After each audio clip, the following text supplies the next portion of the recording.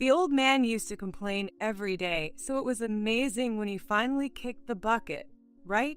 The old lady is so stubborn. I gasped as I overheard Sarah's loud conversation on the phone. She was such a good girl when she was little. What happened? Oh, old man, I was just saying stuff like hurry up and disappear or you're still alive. He was just in the way. Imagining the pain my husband Mike went through, I could hardly breathe. Something inside me was vanishing completely. Oh no, this is. Sarah's smile froze when she saw Emily and me. She stammered, trying to make an excuse, but I cut her off. Could you not speak? If you're planning on talking to me out of some sense of duty, you can stop. I have no desire to talk to you. The person in front of me was no longer my daughter. My love had faded, leaving only guilt for having raised such a person. I made a firm decision and took a new step forward. My name is Viola Howard. I'm a 54-year-old housewife.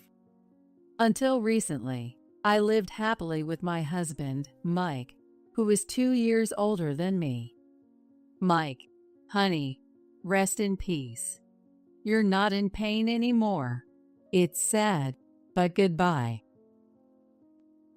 On the day my beloved Mike passed away, I was too stunned to cry. Instead, I cried my heart out until no tears were left during the funeral. Relatives, friends, and various people took turns comforting me. Of course, my family quietly supported me. The family I had left consisted of my only daughter, Sarah, and her husband, Tyler. Sarah is now 29. Though there were many challenges during her teenage years, I believe she has completely settled down now. She has grown into a bright, lively, and dependable woman. She no longer lives with us. Instead, she married a man named Tyler and lives in a suburban apartment. This Tyler, though younger than Sarah, is a responsible and very kind person. He helped with the funeral arrangements, which was a great relief. A kind husband, a cheerful daughter, and a helpful son-in-law. I never imagined my family would fall apart like this. Or maybe I just hadn't noticed that it had already been broken for a long time. As I recall the first signs, it feels like they date back 15 years. At the time, Sarah was in middle school. She was right in the throes of adolescence. She's been going out a lot lately. Mike remarked, leaning forward. I felt the same, so I saw it as a perfect chance to discuss it with him. Sarah was late again today. It had become a routine for her to come home late, well past dark. Yes, she seems influenced by an upperclassman from her club. She even dyed her hair without permission. I don't know what to do anymore. Sarah was such a good, bright, and cute girl when she was little. She had a bit of a cheeky side, but I raised her with love. Up until elementary school, she was really just an ordinary child. However, things changed when she entered middle school. Then things changed. Her friends became those who wore their uniforms sloppily, and she started to behave badly. Just the other day, I noticed she had a lot of piercings. You're not hanging out with strange people, are you? It's dangerous, if something happens. Shut up, old lady. Such conversations became frequent. Mike was also very worried when he heard me. As more time passed, Sarah started staying out overnight without permission when she was in high school. Where have you been? I was so worried. At least call me. I couldn't help but raise my voice. It wasn't anger, but anxiety that made me unable to stay silent. However, Sarah didn't seem to care at all. Huh? You're so annoying. With that, she disappeared into her room. I gradually began to wear out from the stress. Mike also tried to talk to Sarah, but she just wouldn't listen. Instead, she stayed out even more to spite us for being persistent. My best friend of 20 years, Emily, invited me for tea, sensing my distress. Spending time with her was a huge relief. Maybe it's my fault for how I raised her, I muttered. Emily sighed softly. She has 2 sons, so she couldn't fully grasp the challenges of raising a daughter. But as someone who had children earlier than I did, she listened to me with understanding. Sarah isn't a little girl anymore. It's not just about how you and Mike raised her. Remember how we were in high school? Our friends and TV had a bigger influence on us than our parents did. Her words lightened my heart a bit. Emily was right. I never became a delinquent, but during my high school years, conversations with friends were more important than listening to my parents. Thinking about it that way, I could understand why Sarah found our worries annoying. When I got home, Mike encouraged me too. Let's keep loving her, together. She'll understand when she grows up. Buoyed by Emily and Mike's words, I resolved to keep believing in Sarah and continue our daily life. Sarah still remained distant and stayed out overnight. Her makeup became more flamboyant, and her nails were always glittery. She seemed to have a boyfriend, but she never introduced him to us. He probably wasn't a decent person. At the beginning of May, Sarah came home unusually early while it was still light out. By then, I had gotten used to her late returns, so her early arrival was a surprise. "Oh, you're home early. Are you having dinner here tonight?" I asked. Sarah didn't retreat to her room as usual, but seemed a bit fidgety. I wondered what was going on when she handed me something she had been hiding behind her back. Here for Mother's Day. I couldn't believe my eyes. She handed me a single red carnation.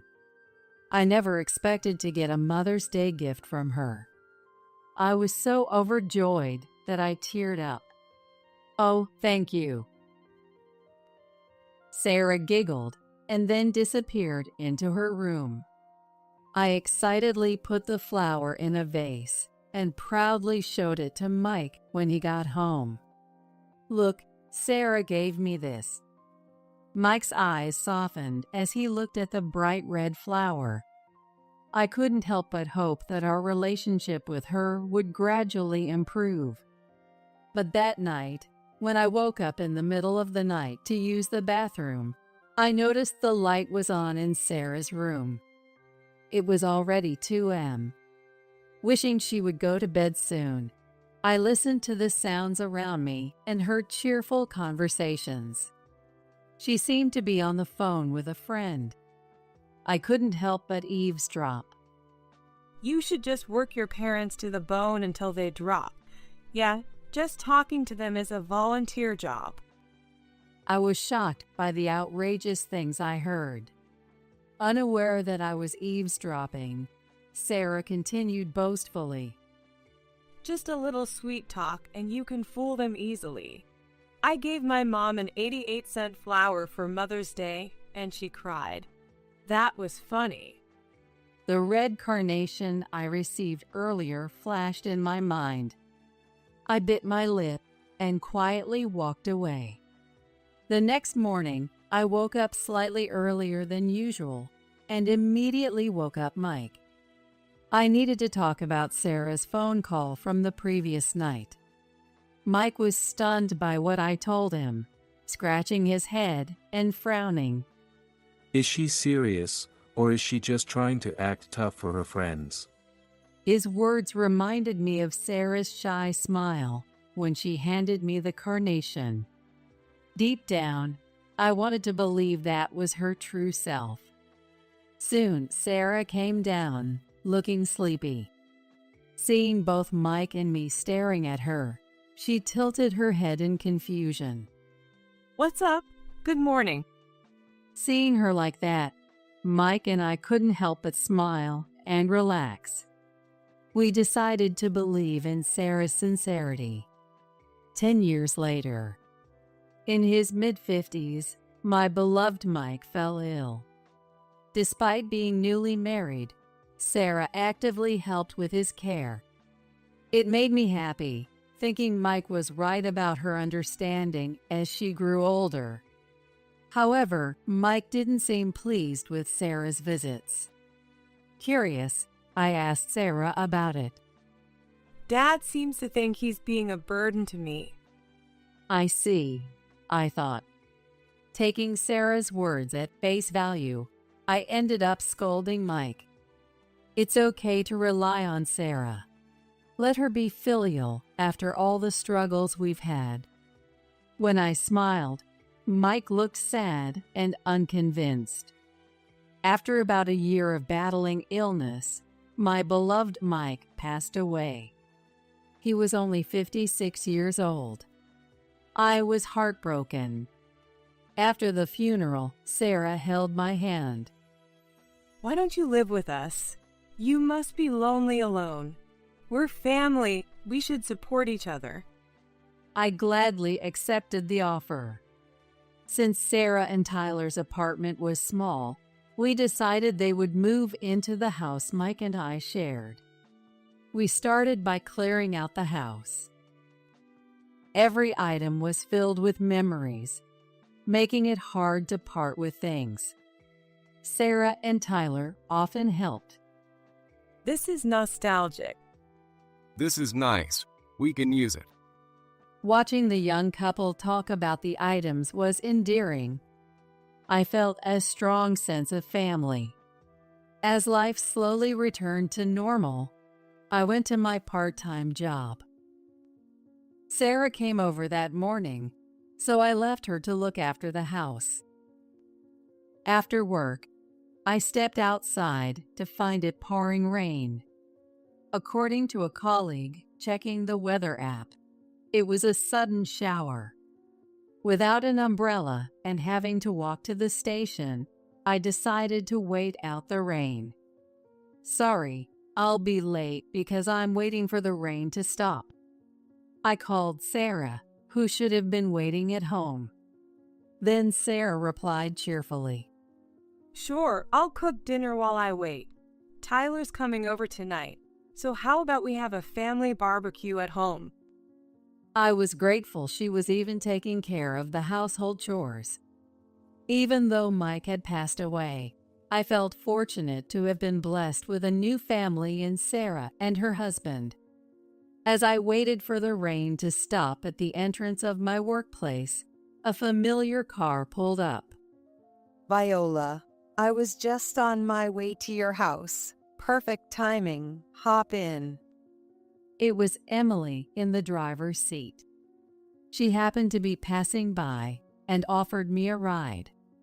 I'll get home much earlier than planned. Thank you, Emily. We talked about our lives as we drove. When I told her about living with my daughter and her husband and our plans to move in together permanently, Emily was genuinely happy for me. Returning home with Emily was wonderful until it was summer, and the windows were open with only screens. As we got out of the car, Sarah's loud phone conversation hit our ears. Old man used to complain every day, so it was amazing when he finally kicked the bucket. Old lady is so stubborn. I gasped.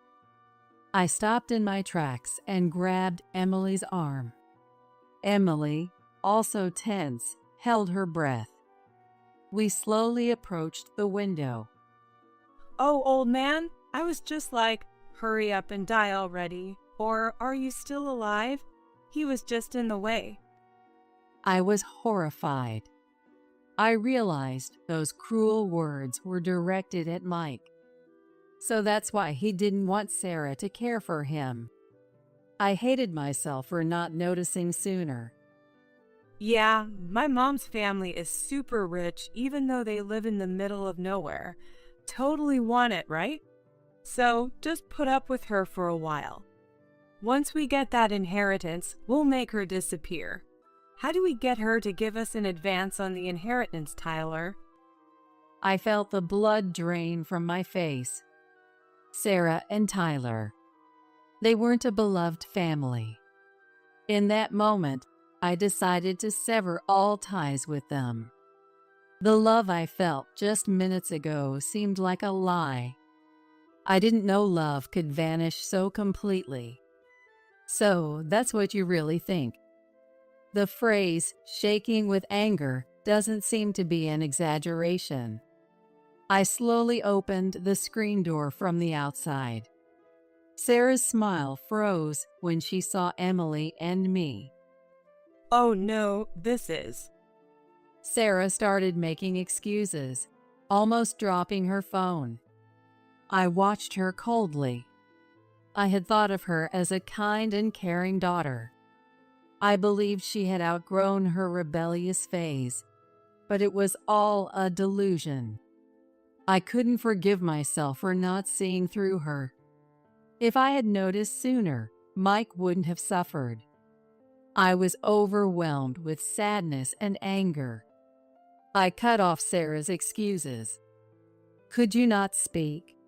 If you're planning on talking to me out of some sense of duty, you can stop. I have no desire to talk to you. Using formal language showed the distance in my heart. I signaled Emily, and we marched into the house together. Inside, I saw Sarah's bag and Tyler's tools, items they had brought in. I grabbed them and threw them out the window one by one. Hey, what the hell are you doing? She protests, grabbing at me, but I resist with all my might. While Emily, who's bigger than me, tries to push Sarah out the front door, I finish throwing everything out the window. Sarah, still hurling insults, continues to struggle with Emily. Our eyes meet as Sarah glares at me, and I can't help but voice my resentment. Even when you turned delinquent, even when you talked back, even when you yelled over the phone to your friends that parents were a nuisance. Despite all that, I tried to believe in the child I gave birth to, but it was truly in vain. If I had cut ties sooner, I wouldn't have caused grief for my beloved Mike. I feel my cheeks burning, and as I casually wipe them, I notice my hand is wet. Apparently, I had been crying.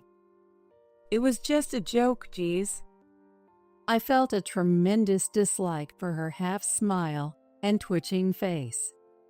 She broke free from Emily, and with all my strength, I shook off her hand that tried to touch my shoulder. "Don't touch me," I shouted loudly. In the commotion, Sarah dropped her phone. The call is still connected, and the name Tyler is displayed on the screen. I picked up the phone and, with all my strength, threw it. With what I considered a perfect pitch, the phone flew out the window and landed on the road in front of the house. No, my phone. Sarah screamed and ran to retrieve it. In the meantime, I closed all the windows, locked them, and secured the front door with the chain. Hey, doesn't Sarah have a spare key? Won't she bring that rough-looking husband of hers? Emily's words made me freeze. Tyler is obviously a former delinquent, and the two of us, women in our 50s, wouldn't stand a chance against him physically. Following Emily's suggestion, I sought help from those around us. Neighbors and Emily's sons came rushing over, and we decided to stay together. Naturally, I also decided to stop living with Sarah and her husband. But that's not all. I've resolved to leave this house and move far away. I want to go somewhere they can't reach. I never want to see them again. I want to move to a place where we won't run into each other by chance. So, I first call a buying service, not a moving company, with the help of my friends. The buyers couldn't come immediately, so I first asked my nearby friends and relatives for help. As a parting gift, please take anything you like, whether it's dishes, appliances, anything but my husband's ashes and memorial tablet. Few people could come that day, but once I mentioned that items would be given on a first-come, first-served basis, some rushed over. I also called out to the neighbors who were present. Feel free to take anything you like, even the TV or refrigerator. I'm starting fresh with all new things. I pack valuables that I don't want to be taken into a travel bag. The neighbors happily take away items like bookshelves and a relatively new vacuum cleaner. As night falls, relatives and friends arrive in droves. They eagerly choose nicer pots and Mike's golf equipment, asking, "Are you sure?" with delighted expressions. I'm glad to see them happy, much better than letting the heartless Sarah and her husband take them. As people are busy packing the mementos, a loud car pulls up outside. As expected, Sarah has returned with Tyler. They probably came to beg for forgiveness. Through the window, I see Sarah holding what looks like a cake box as a peace offering. Thinking that cake could make up for everything is beyond ridiculous. The two seem bewildered by the number of cars parked around our house and the many people coming and going. I stand up and head to the front door to chase them away. What the hell is this? No way, that bag is the one I wanted. Sarah turns pale at the sight of the appliances and my branded bags being taken out. Tyler stands stunned in the doorway. Thief! Thief! Sarah tried to grab the couple carrying the TV, but everyone stopped her. Everyone here had heard about Sarah and Tyler's misdeeds from me and Emily. No one was going to listen to them now. Sarah was still screaming, "Thief! Thief!" But to me, she and Tyler were the real thieves, stealing my time and love. Get out! Don't touch anything in this house. Everything here belongs to me and Mike's loved ones. There's nothing here for heartless people like you. I shouted with all my might. But Sarah and Tyler didn't leave. In fact, they tried to come inside, so I decided to take the final step. I called for the people waiting in the other room with Emily. "John, Mary." Seeing the people who came out, Sarah's face twisted in fear. Tyler's eyes widened, and his mouth dropped open. It was because the people standing there were Tyler's parents. Since they were from her husband's family, Sarah knew them, of course. I found their contact through a Christmas card and explained the situation over the phone, and they rushed over. I felt the need to apologize for raising such a daughter. But Tyler's parents were sympathetic.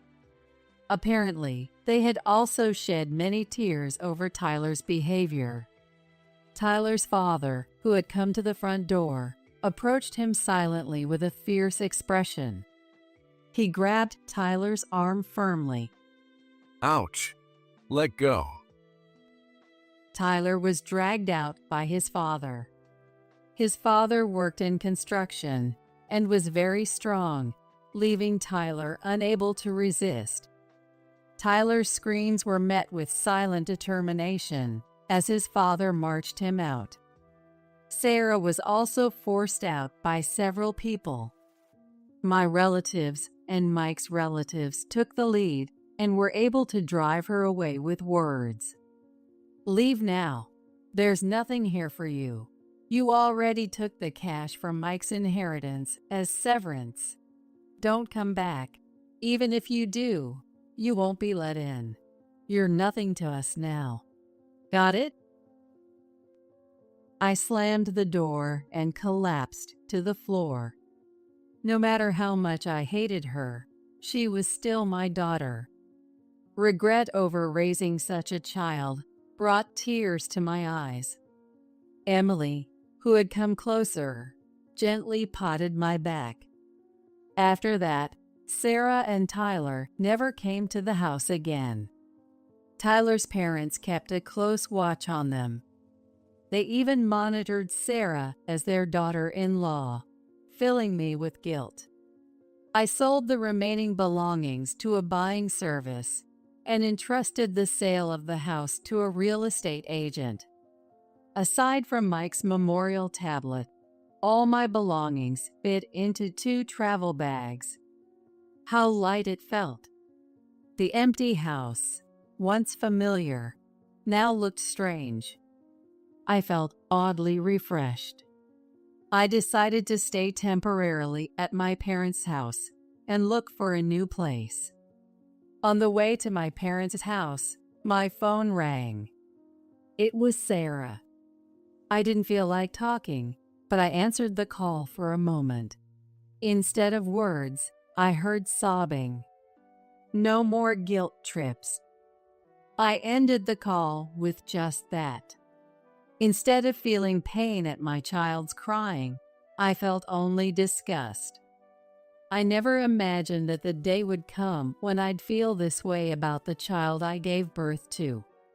When I arrived at my parents' house, they greeted me with somber expressions. I would now live in the room where I had spent my childhood. I cried alone, quietly. I cried all night and watched the sunrise without having slept at all.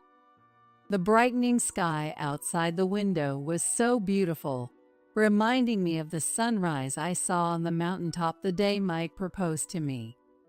Mike and I used to love hiking when we were young. The sunrise that day felt like Mike was pushing me forward. I decided to move far away, without telling Sarah my new address so that she can't visit me. My parents are now my only family. Sarah, Tyler, and any future grandchildren are strangers to me. Although I had made up my mind, Sarah wasn't solely dependent on me. She still had both sets of grandparents, my parents and Mike's parents. After I left, Sarah, now free to move around, first sought help from Mike's parents, who I considered my in-laws. However, having heard everything from me, Mike's parents were furious and drove her away. Even though she was their precious granddaughter, they couldn't forgive her for the cruel words she had said to their ailing son. It was understandable that they didn't want to help her after learning the truth. Hearing this from Mike's parents, my parents and I prepared ourselves. We figured Sarah's next move would be to come here. Worried about my fiery temper, Emily rushed over to support me. It was 2 days after receiving the call from Mike's parents. While discussing future plans, we heard the familiar roar of Tyler's car engine. There's no doubt about it, that's the sound of Tyler's car. I didn't expect them to arrive so soon, but it saved us the trouble of waiting for days. We didn't open the door, and instead had my mother handle them via the intercom. Sarah, looking a bit gaunt, spoke through the intercom. Grandma, It's Sarah. Mom misunderstood and we had a terrible fight. Please help me make up with her. Hearing her say, "I misunderstood," nearly made me explode with anger. My sadness was swept away by the intense rage. Emily tried to calm me down as my face turned red with anger. Viola, calm down. Let's go. I stood in the entryway, breathing heavily, waiting for them. Sarah, unaware that I was inside, probably waited for the door to unlock. On my signal, Emily swiftly opened the door. Grandma, Mom. Sarah, smiling as she tried to enter, froze when she saw me. It was my parents' house, so she should have expected me to be there. Get out. As I shouted, Emily slammed the door shut and locked it. Sarah and Tyler panicked on the other side, but I didn't care. I yelled loudly enough for them to hear clearly through the door. I no longer have a daughter. Anyone who tells her sick father to disappear is not the precious, beloved daughter I once loved. You are strangers to me now. Get out. There was one thing I didn't say, but kept to myself. That sentence was, "I wish I had never given birth to you." No matter how much I felt it, I knew as a parent that it was the one thing I could never say. How much time passed. After a while, the sound of the engines started again, and the two of them left. I instinctively knew that I would never see them again. I've lost everything. Mike and Sarah. I wonder how Sarah will feel about today when she becomes a mother, when her child hits the rebellious phase, and when she grows old. Emily hugged me as I collapsed and cried. My parents, also tearful, comforted me. Even though I had to cut ties with Sarah and Tyler, I was relieved to know I still had people who cared about me. Hello? Oh, it's awful. Sarah and Tyler got divorced. They seemed so in love, but I guess it was all so shallow. Later, I received this news from Emily. She seemed surprised, but I wasn't at all. There was no way a relationship between two self-centered liars could last. Sarah had been shunned by relatives and was now completely alone. She had worked at nightclubs for a while, but it didn't last, and now she was drifting from job to job. She might want to escape the judgmental eyes of her hometown, but she didn't have the money to move right away after the divorce and cutting ties with her family. It seemed she would be facing hard times for a while. Sarah was such a beauty, but now she's a mess. Without makeup, she doesn't even have eyebrows. She's like a different person. Even hearing this, I felt no pity. I only wished she would suffer for a long time. I realized that I had finally moved on for real. Thanks for letting me know, but I don't need any more updates. She's no longer my daughter. I should have realized it sooner. Do you think if I had raised her differently, things would have turned out better? Emily pondered my question for a moment. Then she spoke carefully. I'm sorry, I don't know. That's something only Mike might answer. If you ever see him again, ask him. He loved you so much. No matter how long you live, I'm sure he'll be there to welcome you on the other side. Her words, understanding me so well, were comforting. I thanked her sincerely. Since the encounter at my parents' house, I hadn't heard directly from Sarah. I had blocked her number, and she hadn't tried to contact Mike's parents either. I was sure we would never have any contact again. except maybe when one of us crossed the Rainbow Bridge. I heard that Tyler had also left town. As a result of Tyler's parents being genuinely furious about the recent events, he was sent to work at a distant construction site where he had to live on site. Rumor had it that he wouldn't be back for at least 10 years. I hoped he would suffer and reflect on his actions too. Hey, where should we live next? I want a place with a beautiful view. I spoke to Mike's portrait. His smiling photo gazed at me with the same gentle eyes. Even though I wanted to move far away, I couldn't find the perfect place, and ended up living at my parents' house for over 6 months. During that time, something surprising happened. I received a letter from Mike. It was a letter that Mike had entrusted to his parents while he was still alive, with instructions to give it to me once things had settled down. They delivered it to my parents' house, explaining that the delay was due to the chaos caused by Sarah. Oh, Mike. Seeing his familiar handwriting made my eyes well up. The slightly shaky lines indicated he had written it when his illness was advanced. The letter was filled with Mike's love. Viola, thank you for walking with me until the end. I wasn't a perfect husband or father, but I was always happy because you were there. I want you to enjoy the rest of your life for yourself. Don't let anyone hold you back. Leave behind what you need to. I wish you happiness and bright days. I love you. I read and reread the letter, tracing the words with my fingers. As I did, memories of my time with Mike came flooding back. Despite his illness, Mike had left me many fond memories, even though there wasn't much of an inheritance. I know. I want to climb the mountain we climbed together when we were newlyweds. Suddenly inspired, I started preparing for the trip.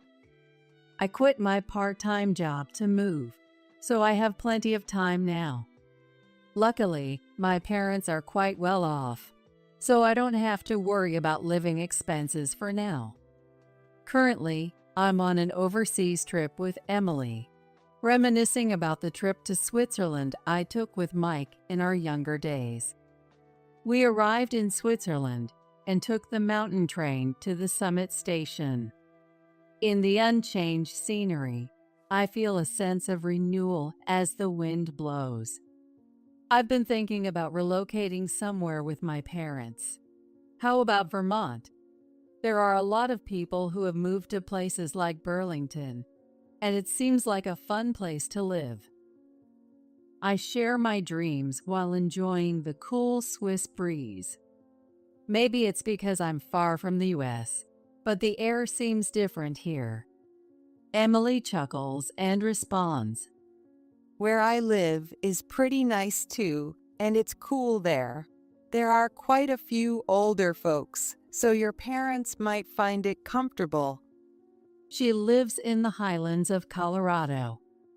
I can imagine it's a quiet and nice place.